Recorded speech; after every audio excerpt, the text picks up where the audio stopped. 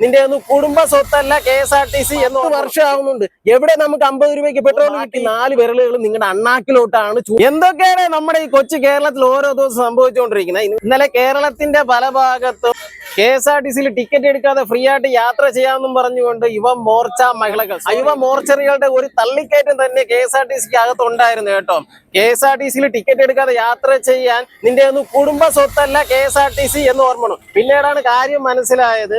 ഈ മാസം 15-ാം തീയതി മുതൽ കേരളത്തിലെ വനിതകൾക്ക് KSRTCയിൽ ഫ്രീ ആയിട്ട് യാത്ര ചെയ്യാമെന്ന് UDF സർക്കാർ പറഞ്ഞിട്ടുണ്ടായിരുന്നു. നിനക്കൊക്കെ കുറച്ചെങ്കിലും കോമൺ സെൻസ് ഉണ്ടോ? സാമാന്യ മര്യാദ ഉണ്ടോ? അതെന്താ തലയ്ക്കകത്ത് ആൾതാമസമെങ്കിലും ഉണ്ടോ? എവിടെ? തലയ്ക്കകത്ത് ഫുള്ള് ചാണകമല്ലേ, ചാണകം. ഇവിടെ ഒരു മന്ത്രിസഭ കൂടിയിട്ടില്ല, അതുപോലെ സത്യപ്രതിജ്ഞ കഴിഞ്ഞിട്ടില്ല, അതുപോലെ ട്രാൻസ്പോർട്ട് വകുപ്പ് ആരാണ് കൈകാര്യം ചെയ്യുന്നത് പോലും ഇതുവരെ ഒന്നും ക്ലിയർ ആയിട്ടില്ല. ആദ്യം അവരൊന്ന് മന്ത്രിസഭയൊക്കെ ഒന്ന് സെറ്റായി വരട്ടെ, അതിനുശേഷം അവർ പറഞ്ഞ കാര്യങ്ങൾ നടത്തിയില്ല എന്നുണ്ടെങ്കിൽ നമുക്ക് പ്രതിഷേധിക്കാനുള്ള അവകാശം എല്ലാ മനുഷ്യർക്കും ഉണ്ട്. പ്രതിഷേധങ്ങളിലൂടെ, സമരങ്ങളിലൂടെയാണ് കേരളത്തിൽ ഒരുപാട് അവകാശങ്ങൾ നേടിയെടുത്തിട്ടുള്ളത്. അതാണ് കേരളത്തിന്റെ ചരിത്രവും.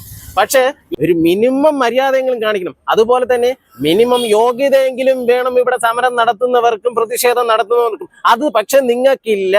കാരണം ഈ യുവമോർച്ചറികൾ മനസ്സിലാക്കേണ്ട ഒരു കാര്യമുണ്ട്. എല്ലാ പാർട്ടിക്കാരും അധികാരത്തിലേക്ക് വരുന്ന മുമ്പ് ഒരുപാട് ഓഫറുകളും വാഗ്ദാനങ്ങളും കൊടുത്തിട്ട് തന്നെ അവരെല്ലാവരും അധികാരത്തിലേക്ക് വരുന്നത്. പക്ഷെ അതെല്ലാം 100% ഇവിടെ നടപ്പിലാക്കിയിട്ടൊന്നുമല്ല ഒരു സർക്കാർ ഇവിടെ നിന്ന് പടിയിറങ്ങി പോകുന്നു എന്നുള്ള കാര്യം ഇവിടെ മനസ്സിലാക്കുക.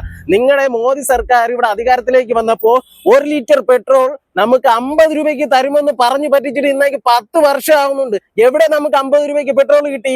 അതുകൊണ്ട് ഒരാളുടെ നേർക്ക് നിങ്ങൾ കൈ ചൂണ്ടുമ്പോൾ ബാക്കി 4 വിരലുകൾ നിങ്ങളുടെ അണ്ണാക്കിലോട്ടാണ് ചൂണ്ടുന്നത് എന്നുള്ള കാര്യം നിങ്ങൾ മനസ്സിലാക്കണം. ആദ്യം അതുകൊണ്ട് സ്വയം നന്നാവുകയും സ്വന്തം പ്രസ്ഥാനത്തെ നന്നാക്കിയിട്ട് വേണം നാട് നന്നാക്കാൻ ഇറങ്ങാൻ. ഓക്കെ.